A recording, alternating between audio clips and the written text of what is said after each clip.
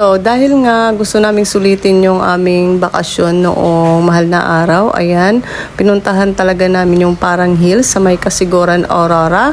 At kung makikita nyo ay naulan dyan.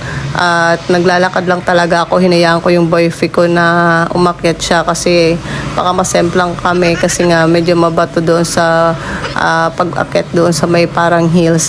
At kung makikita nyo, ayan, so paakyat na. Hindi siya masyadong hindi siya matarik. Patag naman siya sa mga gustong pumunta doon or mapuntahan yung Parang Hills na tinatawag nilang Batanes of the North, ay pwede kayong pumunta doon. Kaso nga syempre merong mga nagbabantay doon ng mga taga-tourism doon sa may Kasiguran, Aurora. Ayan, kung makikita nyo, patag siya at malawak talaga.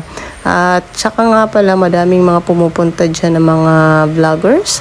Napuntahan na rin yan dati ng isang vlogger na si Drew Arellano. So pinuntahan niya yan dati at pinakita niya yan sa kanyang show. At yan, kung wala kayong mga drone tulad namin, ayan, syempre sa baba lang ang naipapakita ko. At yan, patag naman siya. At maganda naman siya sa mga may sasakyan. So hindi siya nakakatakot. Pero syempre kami kasi nakamotor. Ayan, so mahirap na kasi medyo madulas yung daan.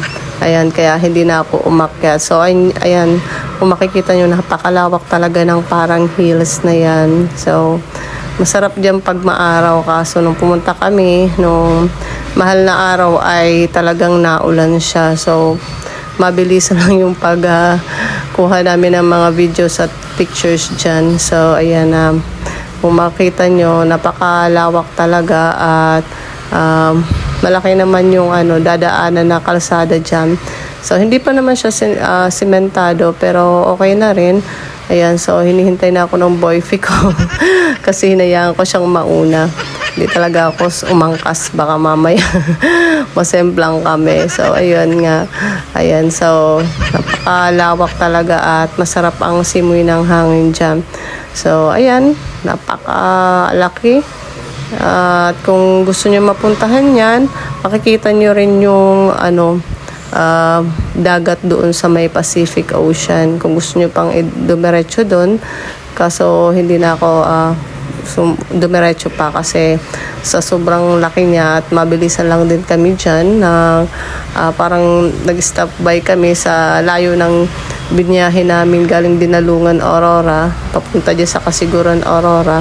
Ay madali lang talaga kami mag-picture at mag-video dahil naulan. So ayan, Parang Hills. Ayan, so madaming mga napunta dyan at napakalinis talaga at napakalawak ng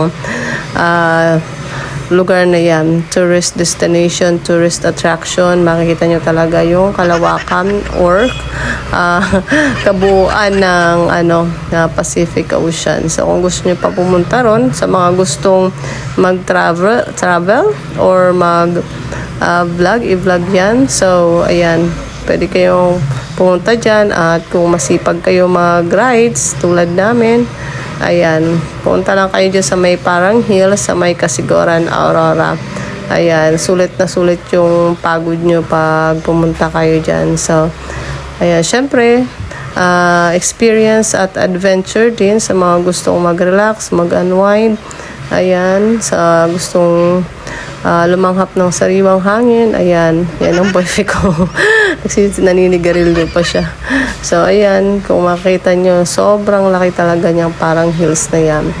Yan, so yun, worth it. Share ko lang sa inyo mga guys.